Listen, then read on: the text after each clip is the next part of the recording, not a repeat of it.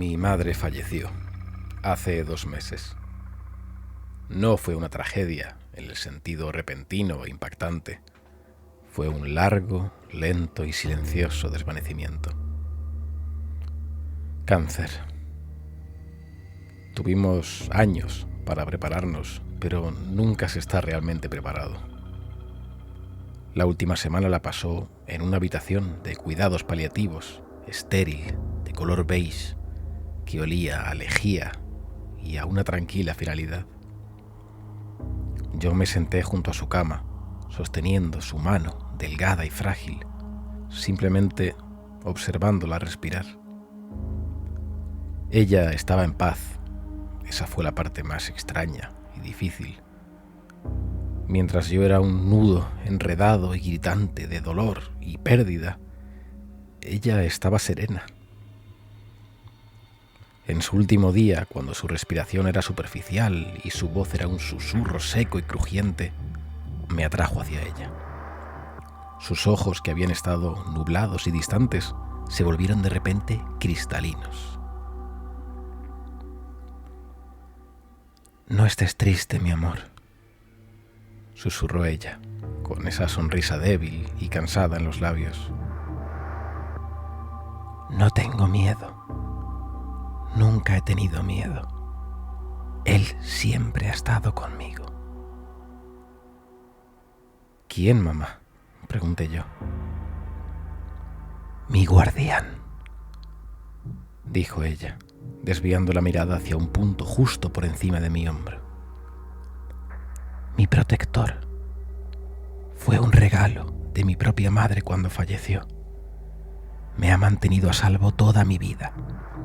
Nunca ha permitido que me hicieran daño». Yo no sabía qué decir. Mi madre siempre había sido un poco espiritual, de una forma vaga y sin pertenecer realmente a ninguna confesión religiosa. Supuse que era la morfina la que hablaba, algo así como una última y reconfortante visión. Así que simplemente sonreí y le apreté la mano. Pero ella continuó, clavando sus ojos en los míos con una intensidad sorprendente. «Cuando me vaya, él pasará a ti. Tiene que hacerlo.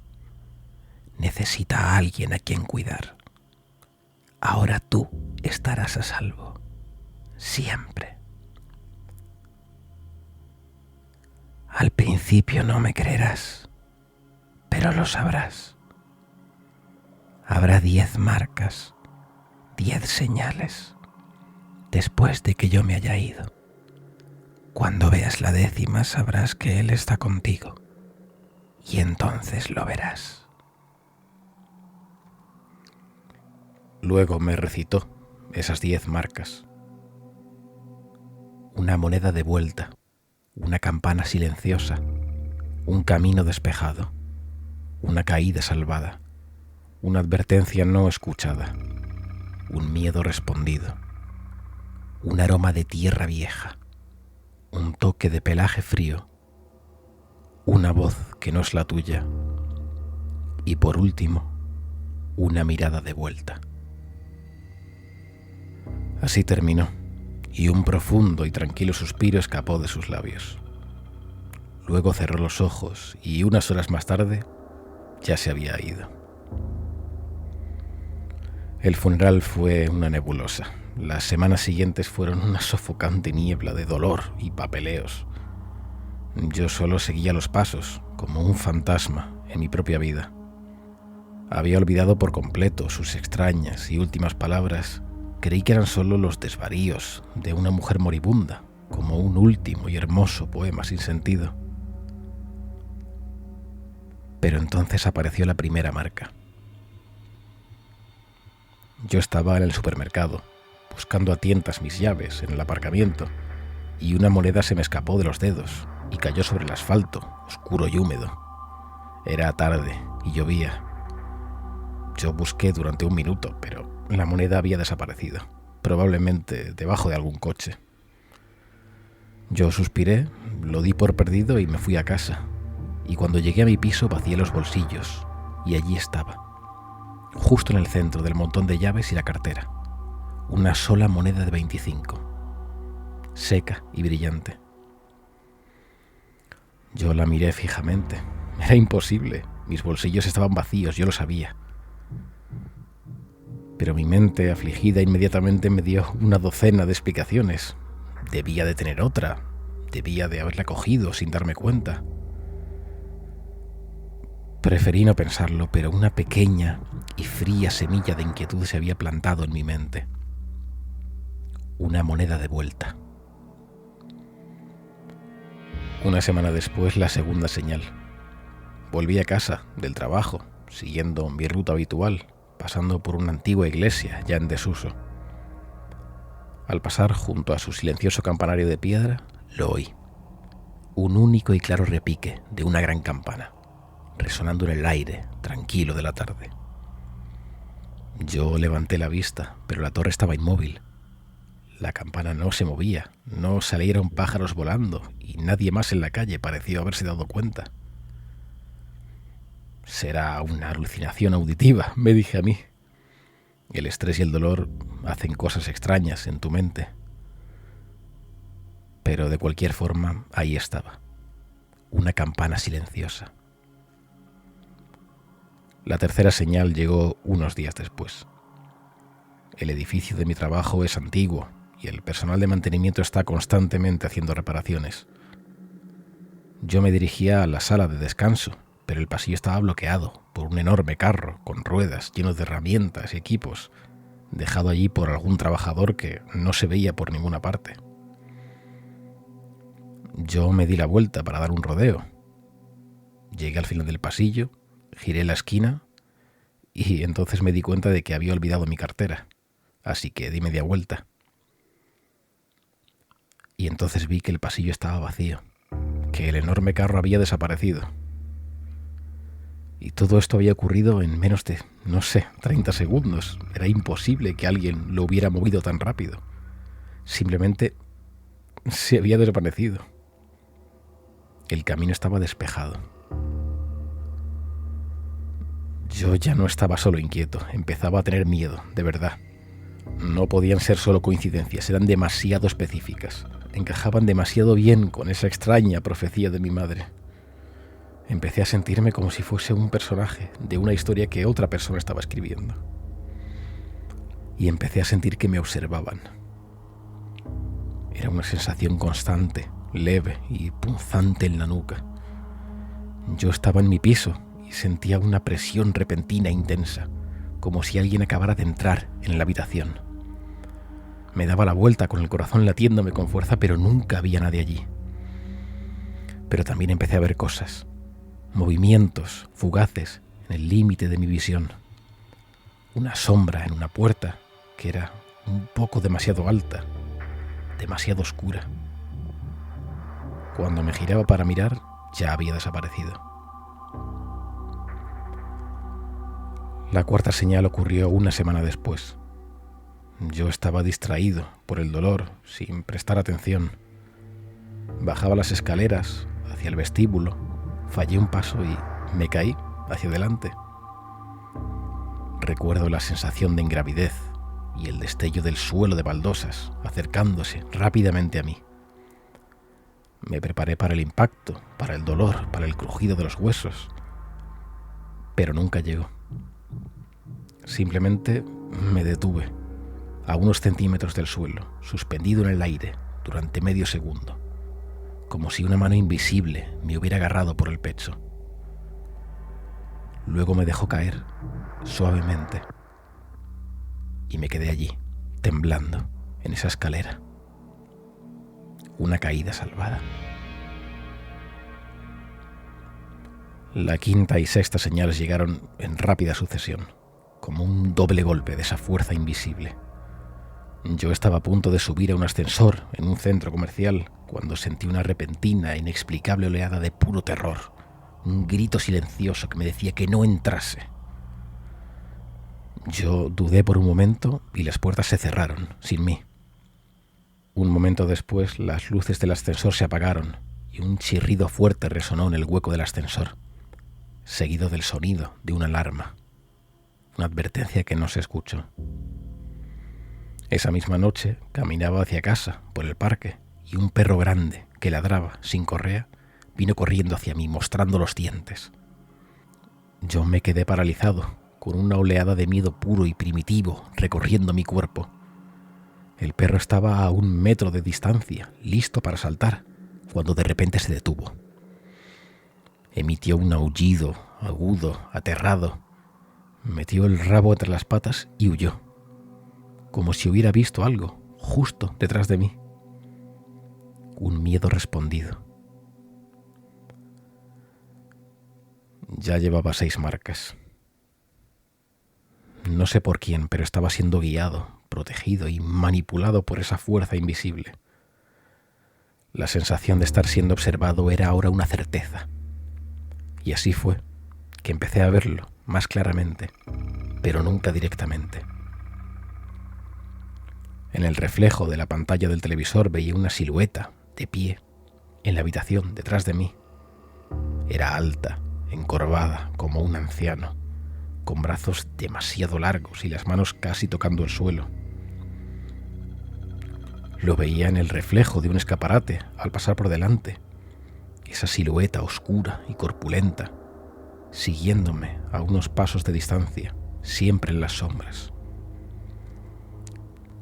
La 7ª y 8ª marca lo acercaron, pasando de ser una presencia visual a una física. Empecé a notar un olor extraño en mi piso, un olor que iba y venía sin motivo. Era un olor fuerte, animal, el olor de la tierra húmeda y fértil, algo como parecido al pelaje mojado, un aroma a tierra antigua. Una noche, tumbado en la cama, con las luces encendidas, con los nervios a flor de piel, hecho un manojo de nervios, estaba yo flotando en ese espacio justo antes de dormir cuando sentí que algo rozaba mi mano. Era una sensación áspera y erizada, como tocar la piel gruesa de un animal. Yo retiré la mano al instante, con el corazón en un puño. Estaba solo en la habitación, no había nada allí. Pero fue el toque de un pelaje frío. El terror era ya un compañero constante. Sabía que la última marca estaba al caer y sabía que con ella llegaría una terrible revelación. No sabía qué daba más miedo, la espera o el llegar a verlo. La 9ª marca llegó anoche.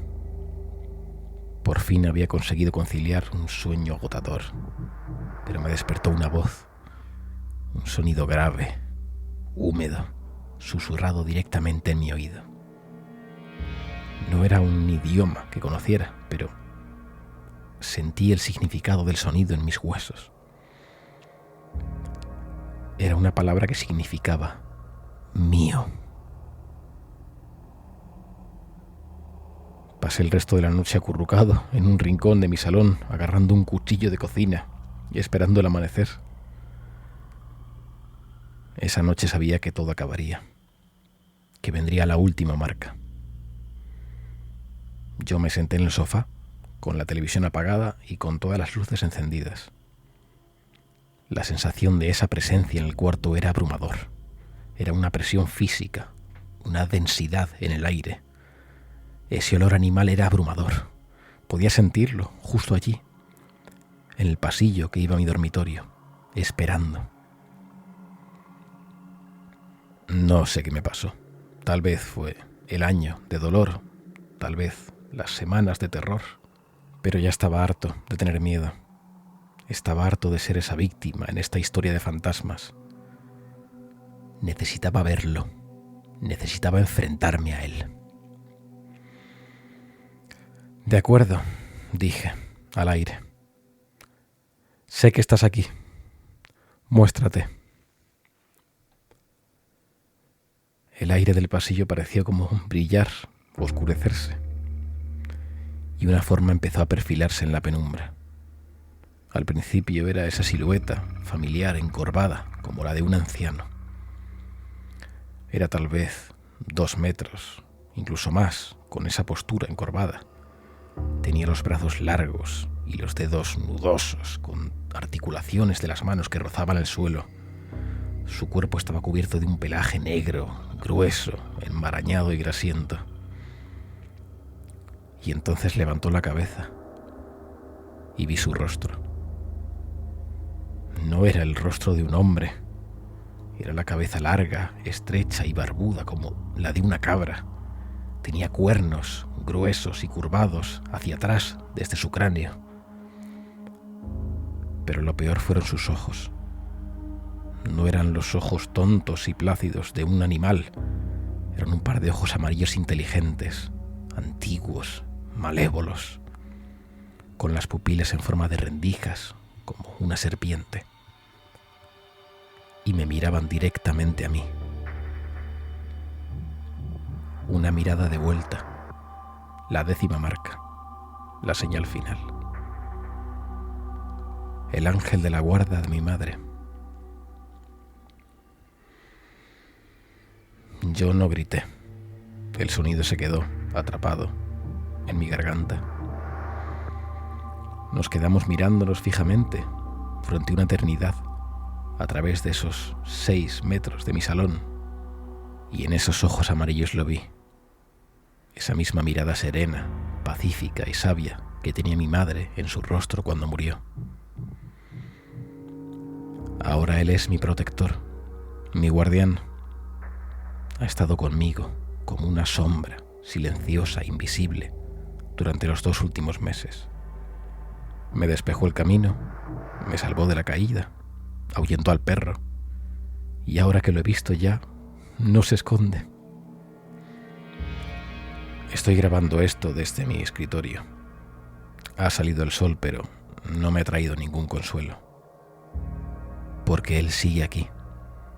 Está de pie en la esquina de mi cuarto, junto a la puerta, con esa forma encorvada y peluda, como un agujero negro. Y no se ha movido, solo observa. Esas últimas palabras de mi madre resuenan en mi cabeza. Que nunca ha tenido miedo, que él siempre ha estado con ella. ¿Y qué hago yo ahora? ¿Cómo se escapa de un ángel de la guarda? ¿Cómo se huye de un protector que nunca, jamás permitirá que te haga daño, pero cuya mera presencia es un destino peor que la muerte?